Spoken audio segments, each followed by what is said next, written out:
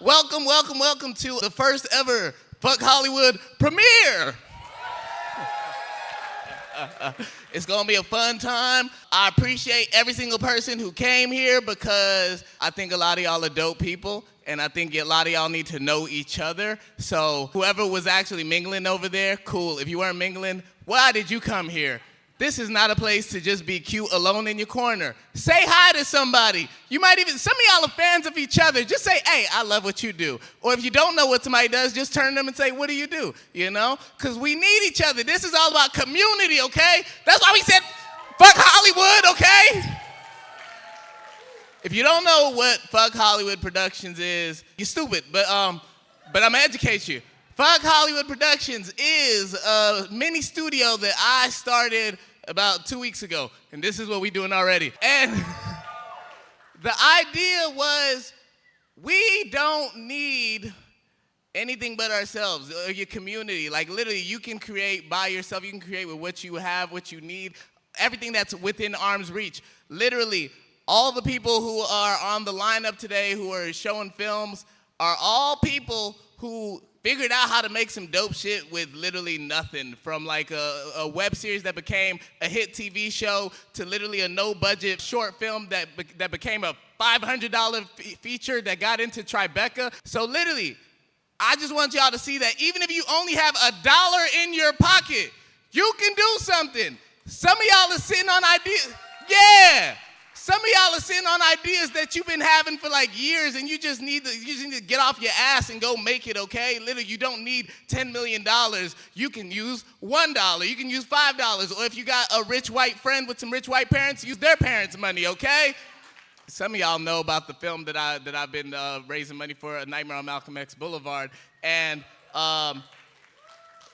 thank you. And I learned a lot just from that journey of like trying to get a movie together, and through the process of like getting that movie together, getting the money for it and everything, and building a community around it, I literally learned I don't need anything but myself and my friends to make some shit. So I was like, and I had a lot of people asking me like, can you give me answers? I want to do the same thing. So that's another reason why we put this together, because I was like, whatever information I have, or whatever access I have, I want to share it.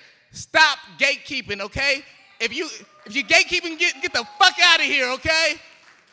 Because we need to support each other. We need to share information. Quit being afraid of letting somebody else get your plug in case they might steal your plug and your plug won't fuck with you no more. Maybe you need to step your shit up if you're afraid of losing your plug, okay? Like, there is literally no reason to gatekeep and be afraid of somebody else moving up. With FHP, I'm like, maybe my movies will be the first movies that open up the doors for the company, and maybe it'll be somebody in this audience, maybe it'll be somebody else. I don't care about who's first. I care about us getting in the door, or not fuck the door, making our own door and literally getting our shit going. So I'm here to support y'all. I want to help y'all, and I hope y'all learn some shit and enjoy some shit, because it's gonna be awesome shit. Yeah, shout out to everybody also that helped put this together. Zero Space, the homies at Ari Rental, and on three, can we all say, when I say fuck, can y'all say Hollywood? Cover your face if you don't want it to be on camera. All right, y'all ready? All right, fuck! Hollywood. Fuck! Hollywood. Yeah! So my first question, not for Daddy, for everyone else but Daddy. Why do you all love Daddy? Why did you come here today? What makes you want to work with Daddy? I mean, you all see what I see. You know, I was talking to Ilana backstage. Like, the word that I use for him is infectious. When you hear him speak, when you see his talent, when you see his passion, when you see his creativity and vision for what he's trying to create, it just makes you want to be a part of it. So I feel really grateful that Kickstarter has been a platform to enable you. I know this is just the beginning, and like, man, who else wouldn't want to work with him? That's exactly right. We were answering the question ourselves, because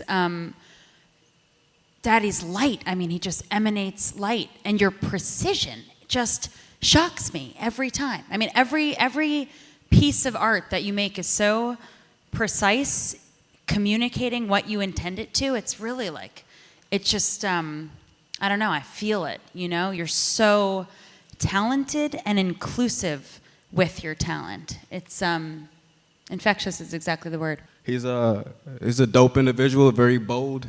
He's fearless. I mean, obviously, just like off the name, fuck Hollywood. Like, he's with that shit. So yeah. I know Daddy through stand-up, and I've witnessed him on stage, and very funny, very charismatic, great energy. One of the first few people I've seen go on stage shirtless with sunglasses.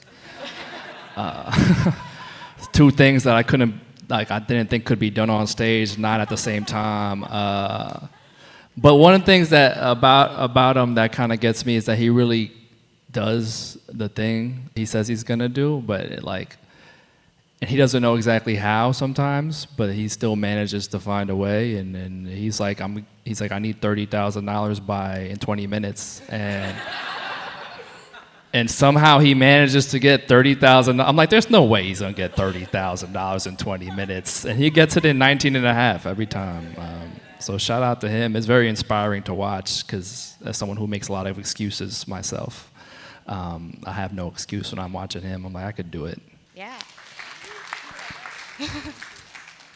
I needed to introduce Rasan Kulfi also. This is the star of So Far All Good. Literally.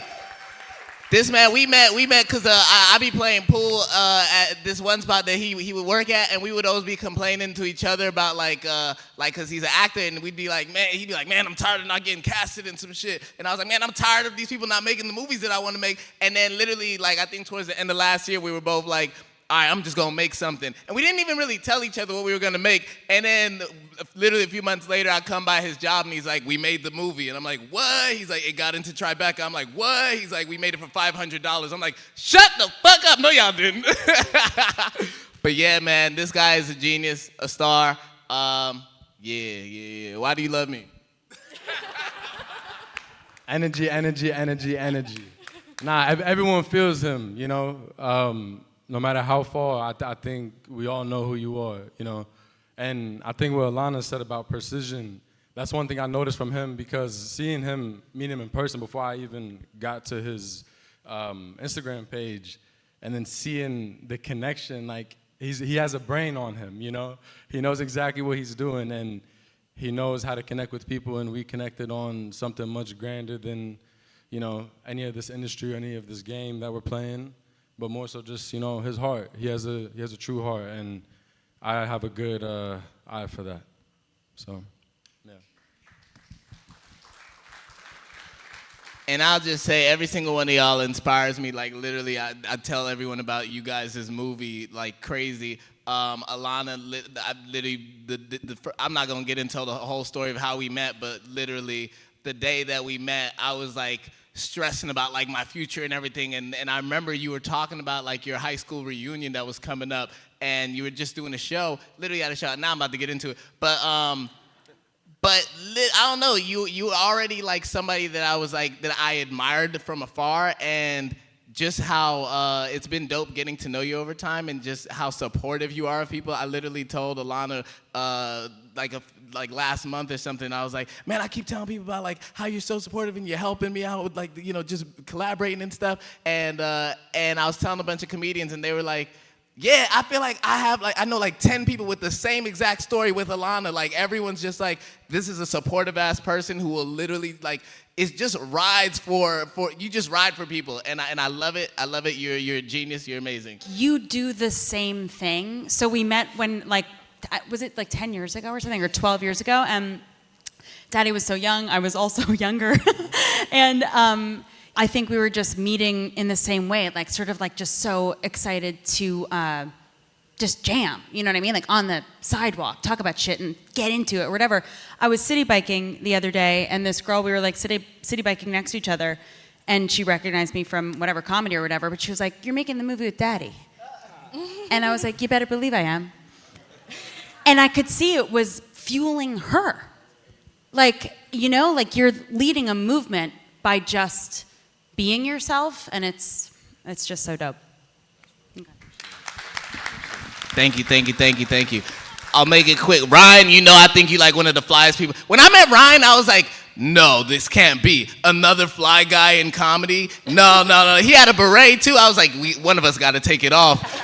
But then I was like, it's okay, we ain't got to compete. we can shine together. And then we became really dope homies. I'm a fan of you. Thank you for letting me and Benji, my brother, score your film. And Everette, you're like the most recent person to out of all these people up here that I've met. And again, I feel like the connection I have with everyone is just like, damn, y'all are supportive ass people. And I love how y'all ride for people. And like, literally, the whole like ethos behind the company that you're running is literally helping people make shit with community. So I love what you're doing. I'm excited about like the ideas that you have. And yeah, just thank all of y'all for just being supportive ass people. Alexis, you too. Alexis has never ever produced a movie, and look how far we getting. We got a movie funded just by being crazy. So thank you. I appreciate all y'all. Now I'm gonna shut up. Go ahead, Alexis. So after watching all of these great low budget shorts, what are some of your favorite low budget indie films, and like why are they special to you? El Mariachi by Robert Rodriguez, because that's literally like a $7,000 movie where the dude was like, I'm gonna be the cameraman, I'm gonna be the director, the writer, the editor, every single thing, and just made a movie that he thought nobody was gonna see. And then it ended up becoming like a hit movie, like makes millions and millions and millions. He was embarrassed about it at first, but literally everybody was like, no, we wanna watch it. And he was like, what, y'all like this? And literally started his career. He made Spy Kids. He made Sin City. He's done like literally. And if you're a filmmaker, go read the book that he produced, which was literally just his a transcription of his diary throughout the process of like making the movie, from when he first had the idea to literally when he like finished selling it and everything. Like you'll see the day-to-day bit, and the irony is like he's talking about the film like it's just some bullshit. Like, man, this is a dumb movie. Ain't nobody ever gonna see. I don't know how I'm gonna get $7,000 to make it. And then you like knowing what it became is nuts. So it's crazy. Read that book. I forgot the name. I think Rebel Without a Crew. Yeah.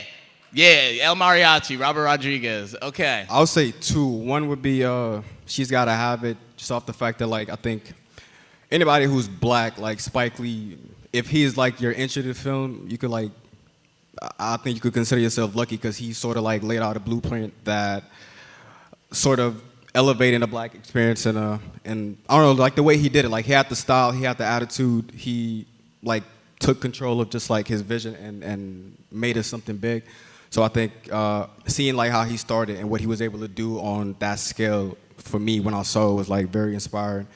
But something that I saw that triggered the fact that I could do this was Issa Rae's Awkward Black Girl. That was also a Kickstarter success. Shout out Kickstarter. Yeah.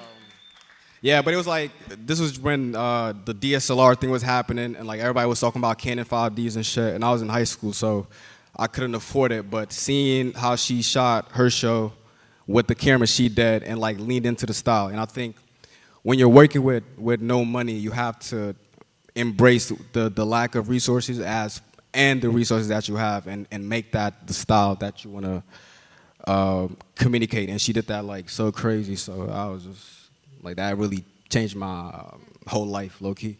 I don't remember the budget of this film, but La Haine, it's a French film that came out in the 90s. And for me, that was the first film that actually made me feel like I could be a part of filmmaking and not just be the actor in it.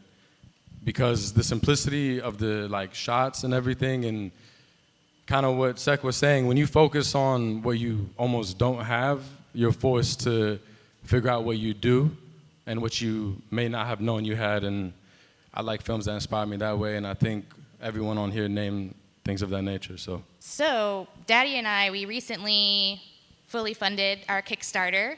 Yay. And talking to potential investors, it's been a very interesting experience, and also just watching Daddy do all of that, I'm learning so much. But like, for your projects, when you are reaching out to potential investors, how do you approach them, and kind of like what's the criteria you look for in investors? The number one investor on my project was my Discover card. I said they upped my limit. We could do something with this. So I fully funded the movie. I ended up getting a grant So like when looking for investors is interesting. I've also watching Daddy from afar and trying to learn the game. It's not something I typically do. I think the biggest investors on my projects are people, giving talent and time.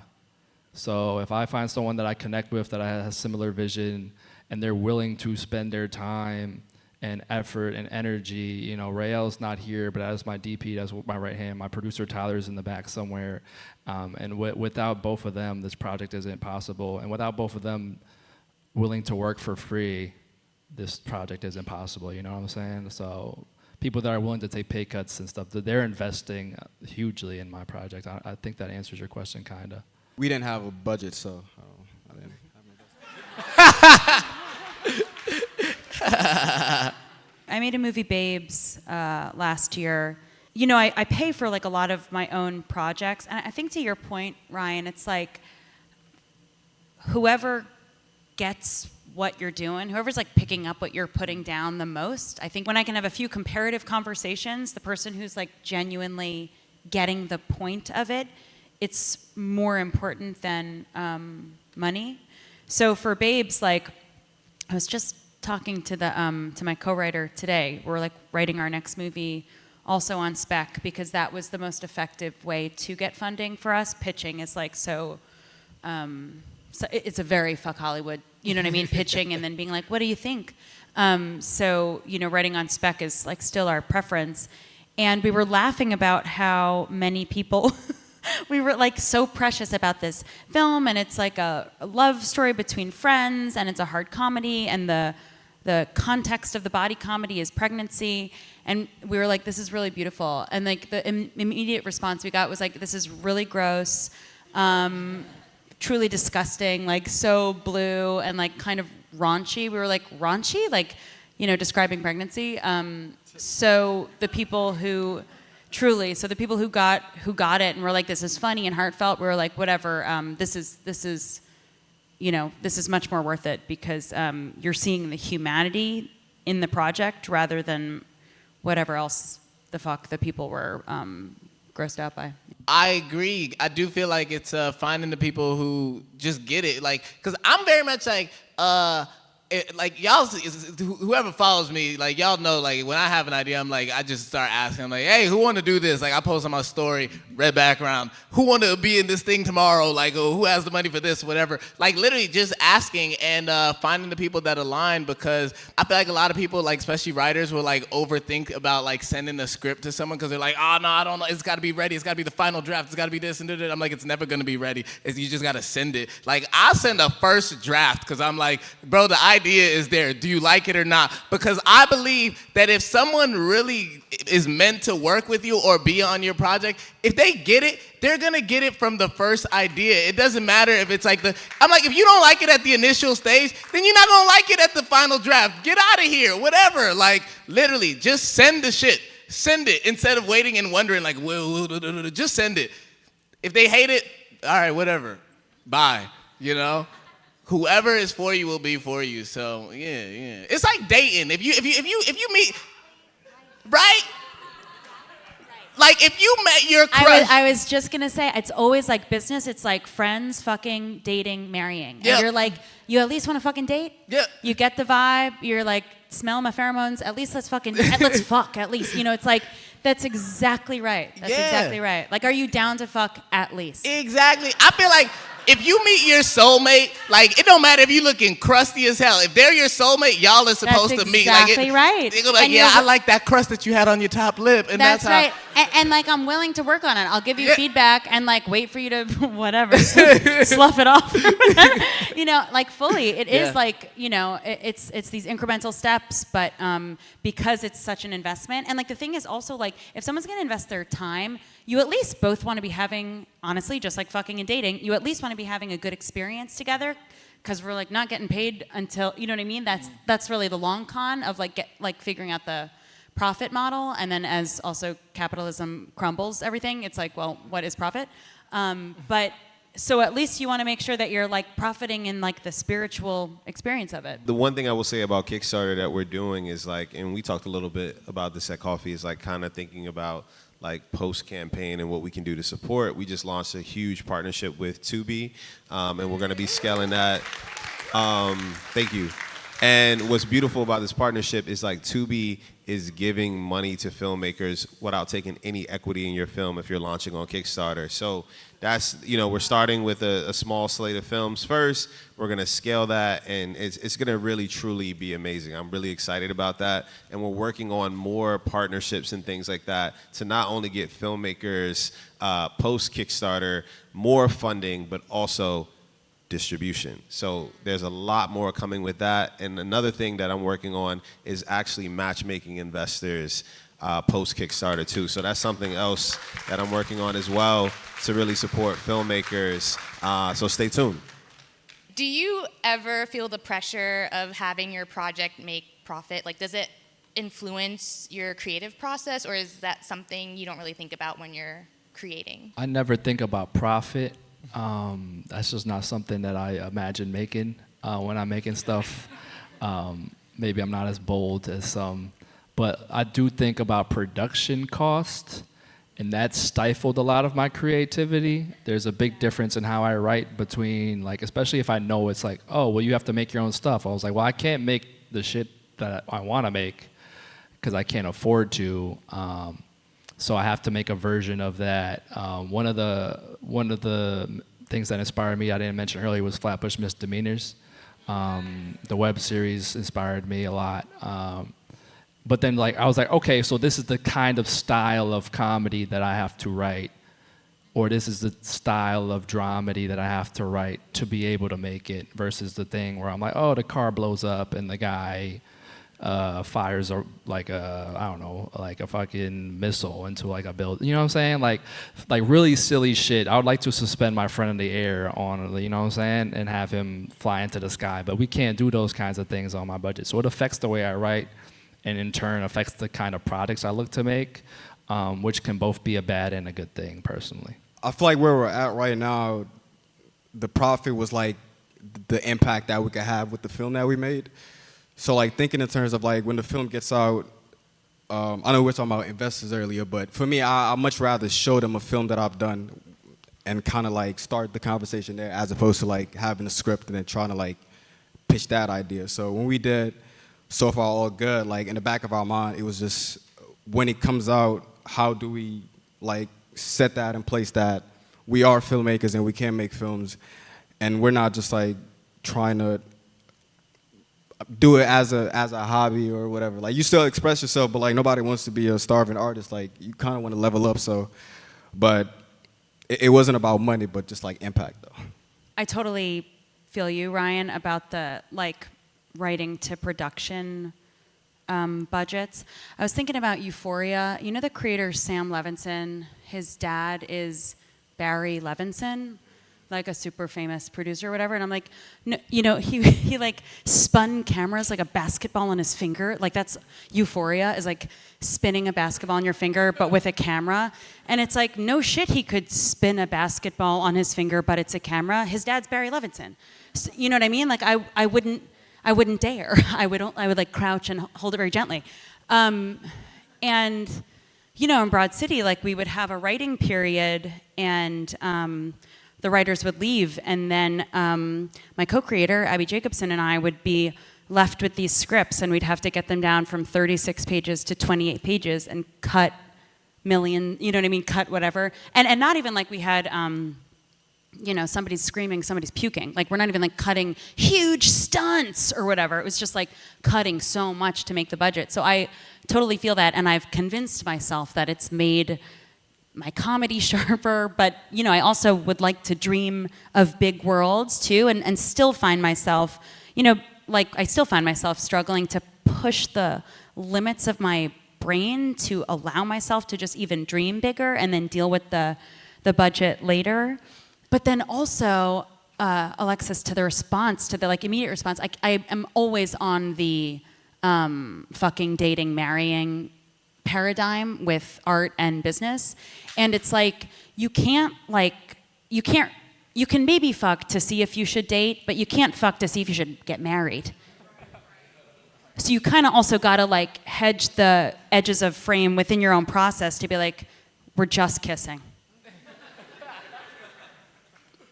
This is just the first time we're hooking up. Okay, now we're dating. You know what I mean? You can't, so it's like, it's also, I think about being like, just be within the process of making up a world and you'll cut it later. You know, you'll cut shit later when you get the budget or whatever. I go back and forth on like, if I think about like having to make money. My movie called Super Nigga. The company is called Fuck Hollywood Productions. Already, I'm like, am I really thinking about making money? I don't know, bro. Like, whatever. Like, it's vibes, you know, whatever. But at the same time, I'm like, this shit will make money. I think if you focus on like making something that you actually want to make an experience, you will find a way to make money, because if you want it, somebody else wants it. But also thinking about like, it's like with Fuck Hollywood Productions. For me, I'm like, why? We don't need to make, and Ilana told me this like a few years ago when I was like working on the Super Nigga feature. We don't need, like, in the industry, they'll be like, okay, we got to make a movie for like $10 million, $20 million or whatever. And I'm like, no, it doesn't need to cost that much. Like, you know how much money you got to make for that to then be considered a profit? Like, a $20 million movie needs to make way more than $20 million because you got to add marketing and like overages and everything. Versus like, you make like a $500 movie. Bro, you can sell out one screening. That's a profit already. Like, you can sell out, like, you do 2 shows of it. You've made money. So I I'm at a point now where I'm like, I don't really care to make millions of dollars on a movie. I want to actually just make something that, okay, it's enough of a budget where I can take a risk. I can still be creative. And we can make money back on this because it doesn't need to be $20 million. Maybe it's $1,000. Maybe it's Malcolm X Boulevard, $100,000. We can figure that out. So yeah, I think it's like I think more so like, do I want to experience this? Okay, that's worth it. I don't think you got to justify it's gonna make money, whatever. It will, because I like it. So yeah. So how did you make a feature film for $500? Well, to start, I shot, directed, and edited the film. So like, yeah, thank you. Robert Rodriguez type shit. I mean, so that took half of the cost, but as far as how the film came about, we were like doing these shorts like every weekend. Me and Rasan are roommates, and he's an actor, so like we kind of built this tribe like in the house where every weekend we'd just shoot a short, and then I did the math, like a short every weekend, like that's gonna like pile up, and I don't think you could do a lot with shorts. So the idea was like every weekend we could just shoot a scene, and then just like build upon that. So I just had to use what I had, which was the Sony A7 IV, and then we needed a mic because like audio is one thing we couldn't like finesse. So we bought these lav mics. Well, somebody bought it for us. Really, the film cost no money. The 500 thing was just like it's like a marketing thing. It sounds funny, but it was no money. Like we didn't spend Y'all any money. should have said $0. That's even crazier. You give it a little weight, like, all right, it costs 500. Somebody gonna think about that shit, but we just had to get the mic and the hard drives, and then the camera I already owned, the lens I owned, shot it all handheld, no permits. All the actors are his friends, and we improvised the film. So what happened was like, we would shoot on a Sunday, Monday, and then I'll start editing the film. So like, at first we had like 8 minutes of the film, and then we were like, all right, so we have to get from point A to point B. So by the time like next Sunday rolls around, we like call whoever's free that Sunday, and then they'll show up and we'll be like, yo, this is what we have, this is who you're playing. And then we just kept plugging away until, and because we were taking such huge gaps in between, by the time we like got deep into the film, like September was rolling around, so the season was starting to change a little bit, so we had to like hustle and get the film made. But so yeah, to make a film, I think you can make a film for like any amount of money, but it's like what type of film that you make. So we didn't have the luxury to like come up with like a story that we fully like believed in, or make a film that we wanted to make. We just had to make a film that was possible to make. Yeah. I mean, it definitely takes like special individuals, and thankfully I met Sek, kind of organically just through seeing some of his work before, and we became friends and we dated for a while, and then I guess we ended up making a baby, and I'm very honored about that. But it took a year of like us actually bonding and, you know, forgetting about the art, you know, like just getting to know each other. And because the art is like cool, making money is cool, but don't do this shit if you're trying to make money. I really believe that you gotta do this shit if you love it. I know you hear it all the time, but you have to love this shit and be crazy about it. And that whole film, including Sec and everyone involved, is a manifestation of bonds I've made over the past few years. So if you really focus on the people around you, I swear to God, you can do anything. And that's what this is right here, and that's what Daddy is, and FHP, fuck Hollywood Productions, because it's all about community, and it's about love, genuine love, and the fact that anyone even answered me and was like, I bet, whatever you say, because I swear, we didn't explain to them enough at all about the film. None of the actors knew what the hell was really going on, you know? The whole film is improvised, right? The whole process was improvised. And without, like, the love and talent, none of this could be done, and that's like the epitome of my life and where I'm at right now, and literally standing here with Daddy and everyone else. So, yeah, love, bonds, people around you, network. Community is the FHP way. Yeah, so in indie film, it's really all, you know, your friends that are helping you out, people calling in homie favors, people making eggs when we can't order catering. What are the like best parts and the worst parts about working with your friends? The best part is, I don't know, just like I feel like I hate like not I hate pitching, but I hate pitching as well. Like I like just like calling up a friend like, yo, you want to do this shit? And then because you know your friend like likes the same weird shit as you, and you're like, yeah, fuck it, let's go ahead. Versus like trying to talk to like some person you don't know, and you're like, okay, so it's called super nigga. Yeah, I know white people can't say it. All right, yeah, and you got to do this. So like, I think just having fun, like having fun with your friends, just being kids is like the fun part. The sucky part though is like, you know, when you're working for free, when people are working for free, expect free behavior. Like it's like. Beggars can't be choosers, you know? Like, you kind of just got to accept, like, all right, this person going to be, like, 2 hours late, whatever. Like, we just got to get it done.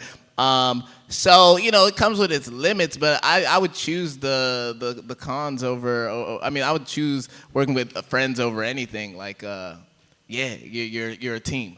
I'd echo those sentiments. I feel like some of the sucky parts is, like, working with people who think this is just kind of like a game almost, where it's like, all right, the homie's making something. I could look at this script the day of. I don't need to know my lines, or maybe I'll just cancel last minute, not knowing that, you know, you're a part of a production team. And this time we were paying people. I was making sure that people were getting paid because I experienced people canceling last minute and having to shift people around. So I was like, I'm gonna pay people this time so that doesn't happen, and it still happens because the money's never enough. You know what I'm saying? So that's one of the sucky parts. And then having your friends take the brunt of that. I remember Rael was he created the lighting plan and he was the DP, and we happened to have a cam op that he had brought on and that he was paying. But like all of the gaffers we had lined up were gone, so he had to do lighting and camera, and I could see in his face at some point halfway through the shoot that his brain was like crossing wires, and he's like, he had the lighting brain going, he had the camera brain going, and he was kind of getting burnt out. So the sucky part sometimes is if you ever worked on a set, you know that sometimes you speak shorthandedly. Or someone speaks shorthandedly and is like not taking those things personally, but then it's with your friends. I'm like, damn, I don't want to hurt my friends. Halfway through, I'm like, you mad at me? We good? And like the great part is like working with your friends is that, like Daddy said, they understand the vision a lot of the time, and then they want, you know, we're all building reels, right? We're all gaining something from this. If you're doing audio, it goes in your audio reel. If you're a DP, you taking the shots and the stills and you're using that to get more work. And if you're a director, then you're using that to get more work, and then hopefully you bring your friends onto those projects. So watching your friends grow with the project and get better is one of my favorite aspects. Yeah, I remember Ilana gave me advice on that, because Ilana was like, you got to work with people who are like at your level. You got to work with people that are like at the same stage as you, because that's how you're gonna. You guys are like literally you both need it just as bad as the other. So it's like you're gonna work. It's like Sek and Rasan, literally like you're trying to start an acting career. You're trying to be not trying. You're starting your career as a director. So it's like, who's gonna want to be in this movie more than this actor who needs to make a movie, and this director who needs to make a movie, as opposed to if you're trying to get like some big A-list person, whatever, or whoever, someone that has no connection to you, they don't need to do this. Get the people that need to, like, it's like, we're gonna die if this doesn't happen, you know? Like, that's how bad, that's literally how y'all made the movie. It's like, if this doesn't happen, we're gonna die. You know, it's like that extreme. That's how I wake up every day, I'm like, if I don't get this shit done, I'm gonna die. So, and then that's how we get here, you know? So, yeah. Die for it. You know, Kickstarter is the leading crowdfunding website platform for indie filmmakers. Like, yeah. And now you're doing this distribution deal with Tubi. How did that come about? One thing about me is, like, if I have an idea and I actually feel like it's a good idea, I have to execute it. And, you know, I definitely have some privilege being in my position. So I just reached out to the CMO of Tubi, who I had a relationship with, and I was like, I have this vision that one of the biggest things, like, I was going to film festivals and stuff like that, and I remember going to Sundance, I think 2023, and no films were bought, like, at Sundance, and I was like, damn. And then you know, I'm talking to filmmakers, and like, I'm really in the shit. Like, I love talking to filmmakers and creators and people. And the biggest thing that everyone was complaining about was distribution. And I was like, well, we help with the funding portion of this, and then people are getting documentaries, films, you know, TV shows made, and they literally have nowhere to put them. And I looked around, like, just everywhere, and I was like, you know, Netflix doesn't really need us. They're the biggest, you know, et cetera, et cetera. And then, you know, Hulu is owned by Disney. They have a lot of complicated things going on with Disney Plus, et cetera, et cetera. And I looked at Tubi, and the interesting thing about Tubi was that they needed us just as much as we needed them. Number one, Tubi is the fastest growing streaming platform right now in the world. They have over 100 million people using it per month. To put that in perspective, Hulu only has 50 million annually. Users a year. They're doing 100 million plus a month. Number two, they had a woman of color, Anjali, who's fucking awesome, as the CEO, and I was like, I know we're gonna vibe. And then the third piece to it is like, look, I'm black. We know there's some jokes about Tubi and some of their content, right? Like, keep it real. I saw some the other day. It was like the nigga that stole Christmas or some shit like that. I was like, all right. I was like crazy. I was like, what? This, you know, so, you know, I knew that they needed to be on the pulse of some of the, you know, the top filmmakers that we've had on our platform and continue to produce on our platform. And they needed more quality content to be on the platform. And I knew Kickstarter could provide that. And they can provide distribution and in a beautiful way, because I'm all about access where people don't have to pay for a subscription, right?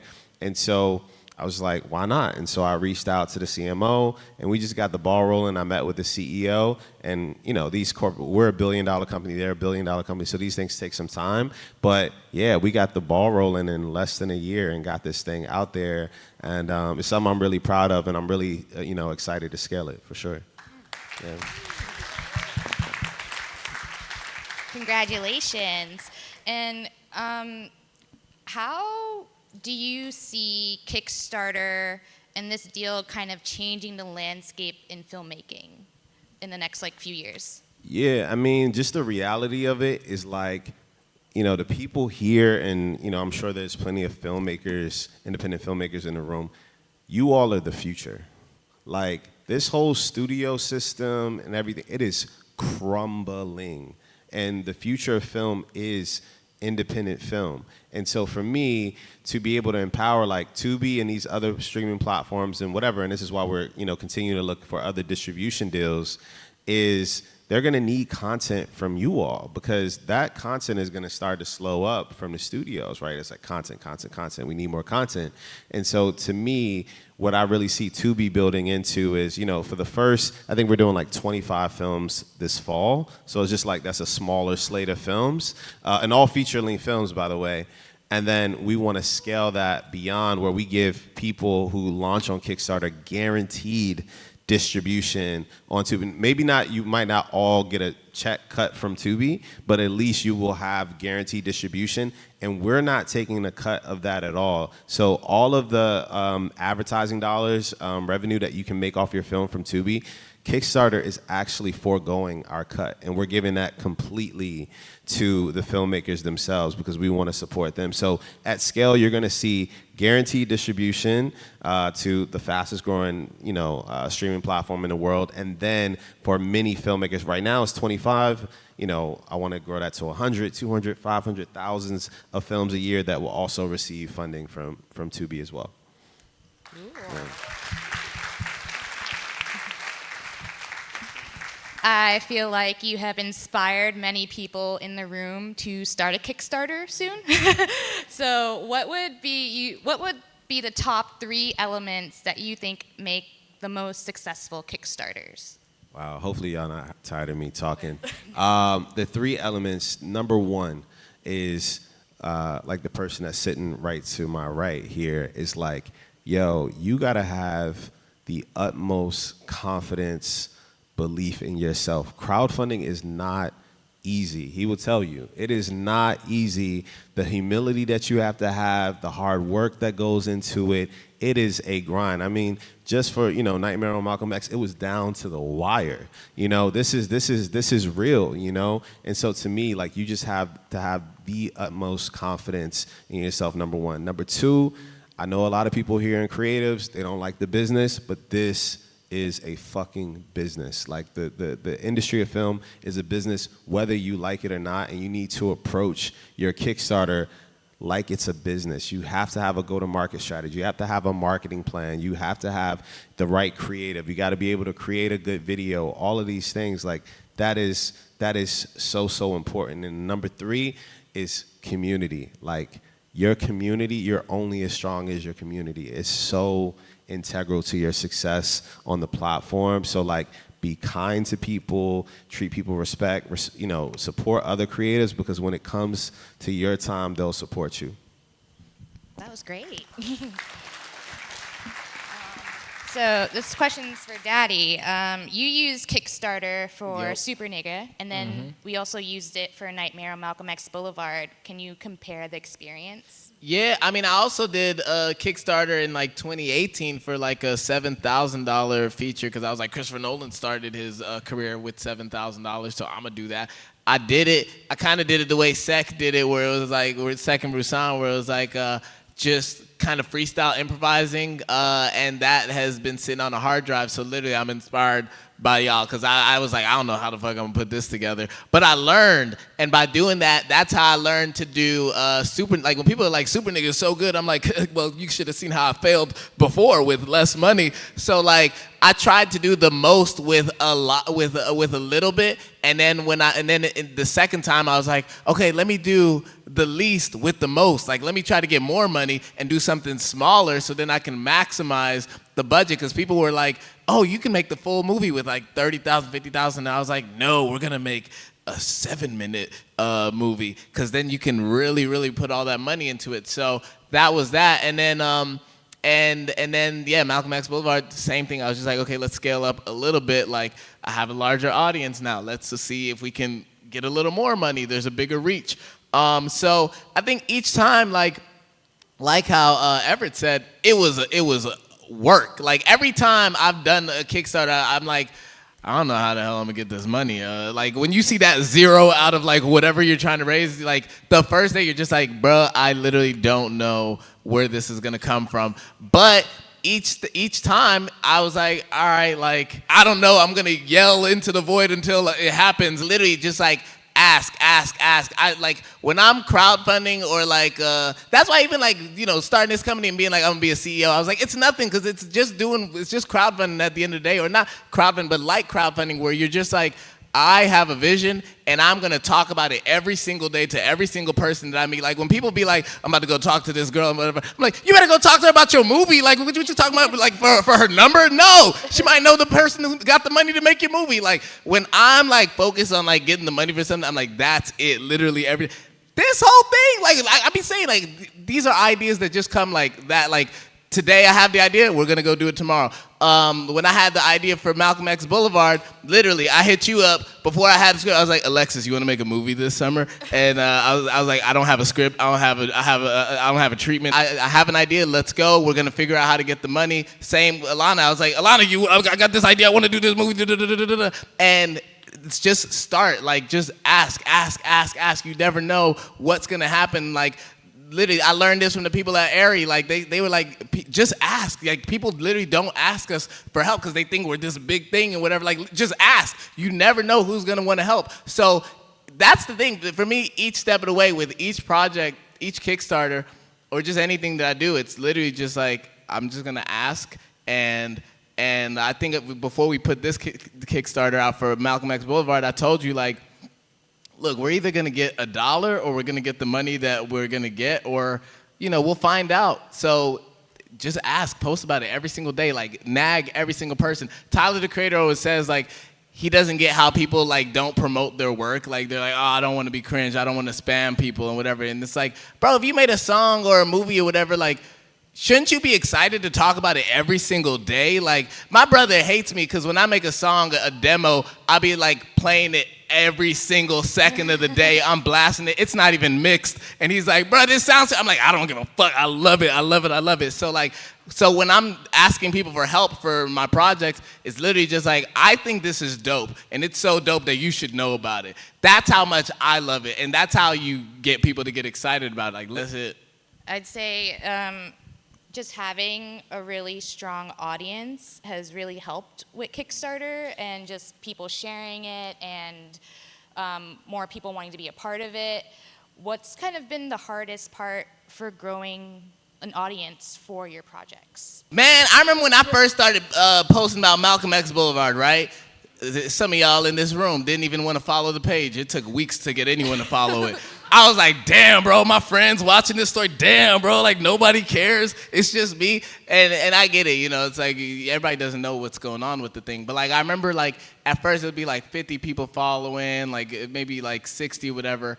And the more that I was just like getting into the process of making the movie, I was like reading Robert Rodriguez's book, watching videos of like directors talking about making their movies independently, and I was like, damn, this is dope information. I just want to post it. And I started posting just like clips of those interviews. I didn't know if anyone was going to care about it. And those started going around. They started going viral.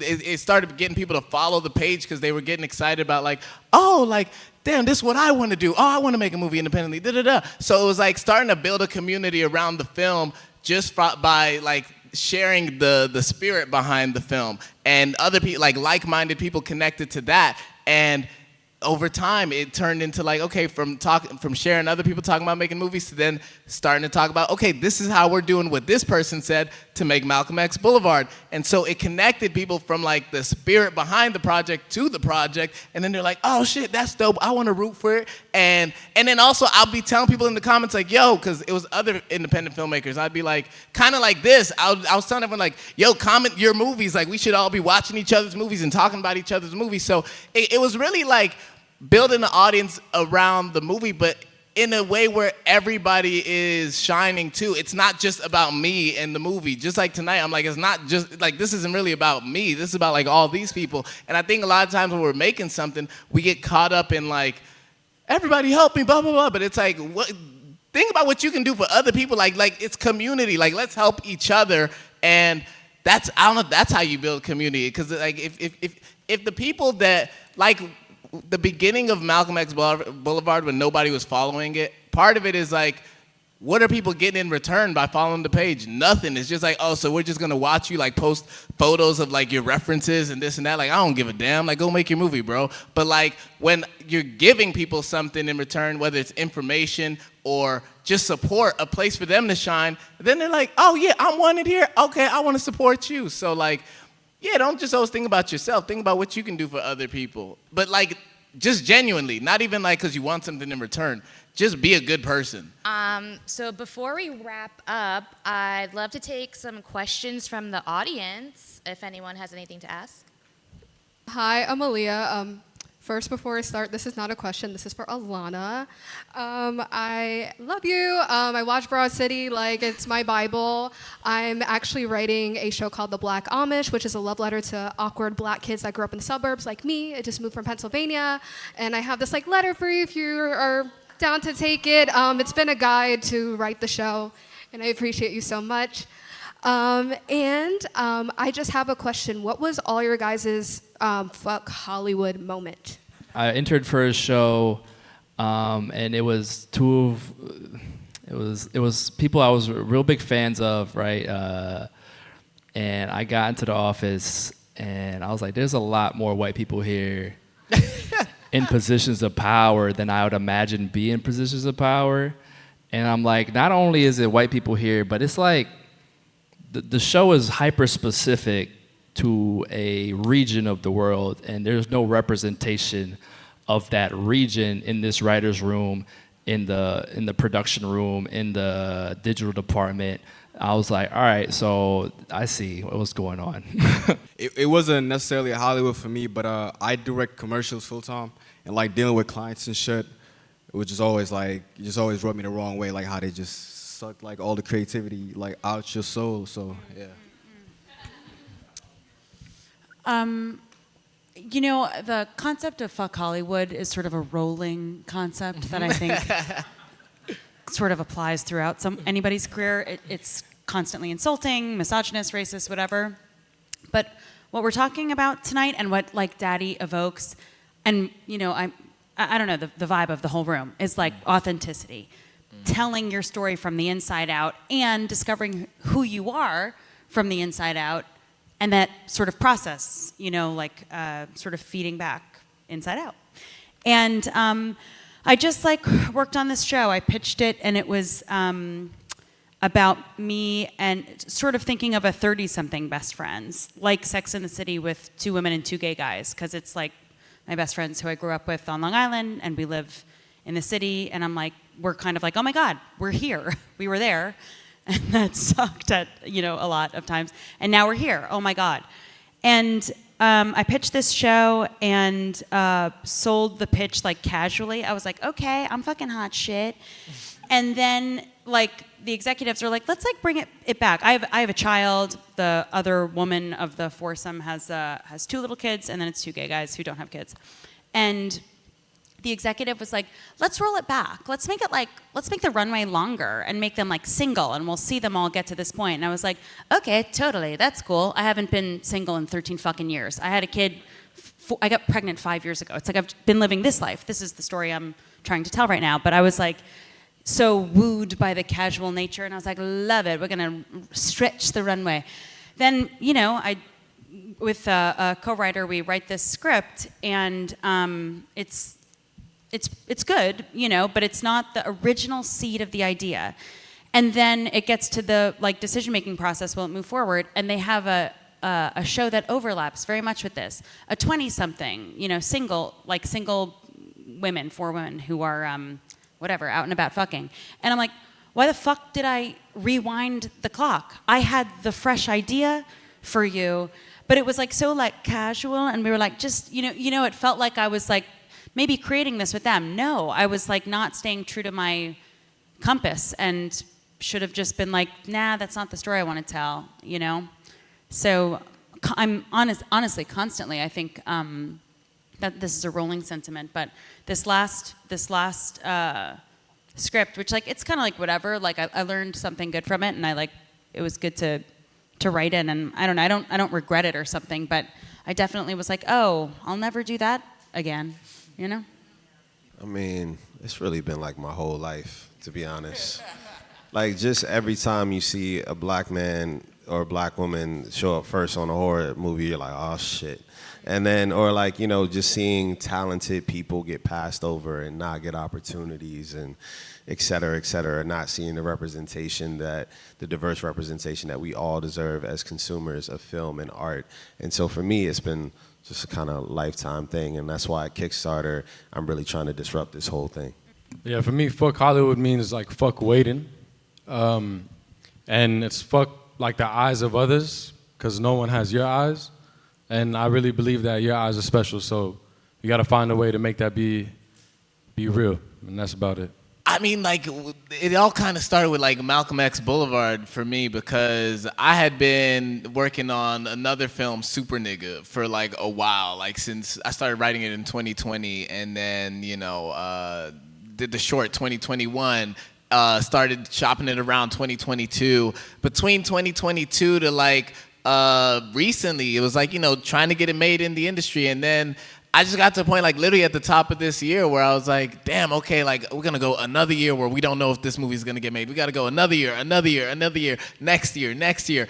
And I was just like, damn, this shit is boring. This takes forever. Like, you know, like, it's crazy in Hollywood. Like, people will dangle like your dreams in front of you, like, oh, like, we're gonna give you all this money and we're gonna make you this big star and da da da da, and you're like, oh my god, like how you're saying, you know, like, these people come and they're like, yeah, we're gonna make this and this and this, and you get all excited, and then you realize, man, this is an illusion. Like, this industry is like, it's all talk, and obviously, you know, everybody's experience is different.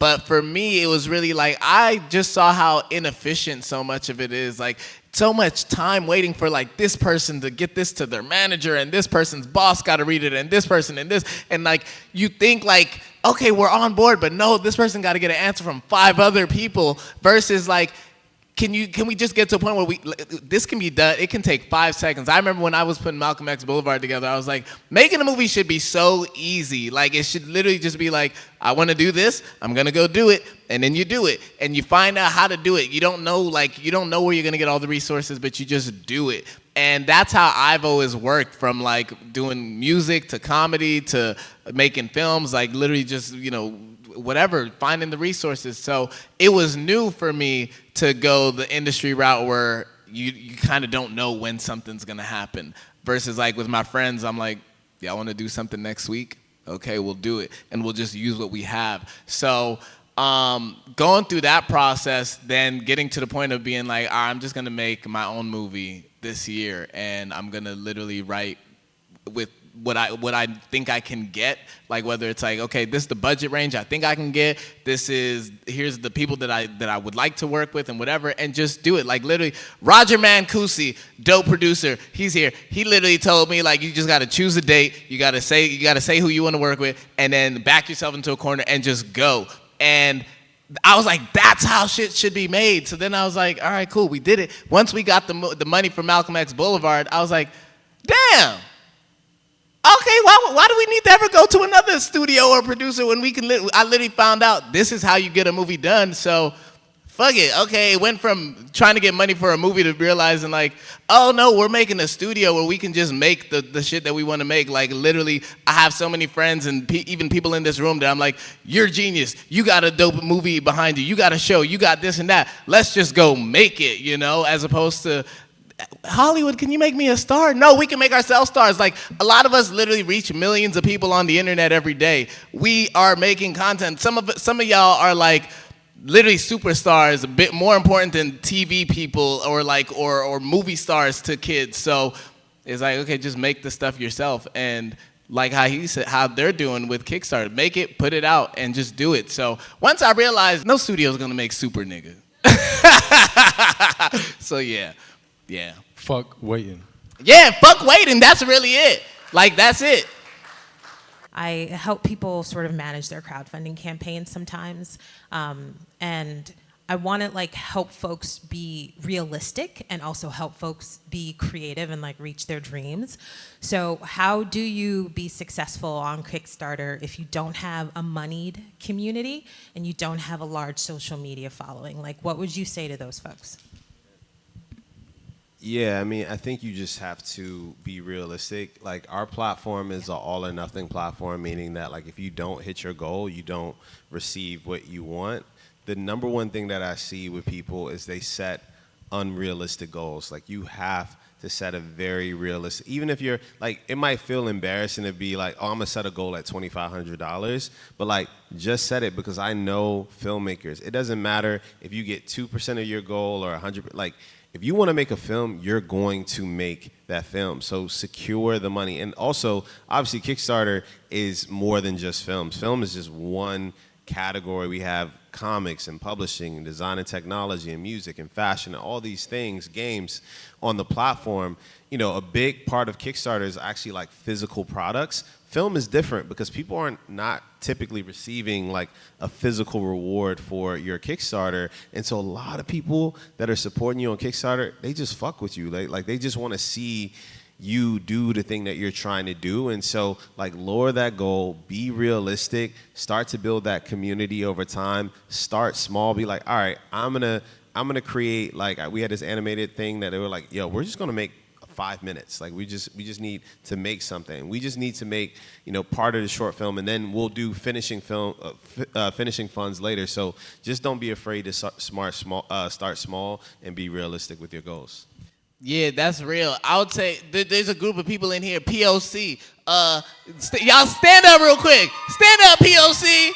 Everybody follow POC, Pencils of Color, on TikTok and Instagram. They're geniuses. I feel like there are people who are really showing like what you can do, like kind of what Sec did, where it's like, we're gonna make the movie that we can make. It's like, forget about like, that's like Malcolm X Boulevard. I was like, forget making that super 100 million, whatever, how many $1 million movies. Make what you think you can get and what you can make right now that won't take 5 years to make. And there are people who are literally like, they're making sketches like that are so genius, and like they have like their own like multiverse, like literally like there's worlds and characters and shit like that. Like, I've literally go watch their stuff, because it just shows like what you can do with.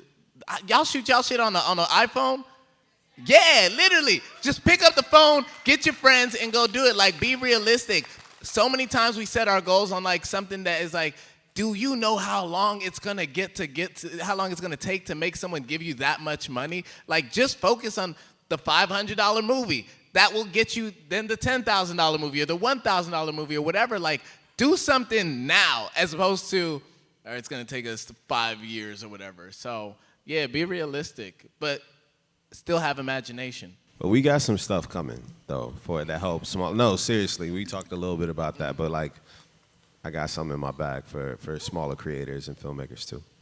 Yeah, get to plotting. Do we have any more time, or is that it? We're wrapping up. Okay. But we will be out having more drinks, and if you want to approach anyone with any questions, feel free. But thank you all Talk for to sitting each through other. all this. Yeah. Talk to each other. Make a friend. Thank y'all for coming.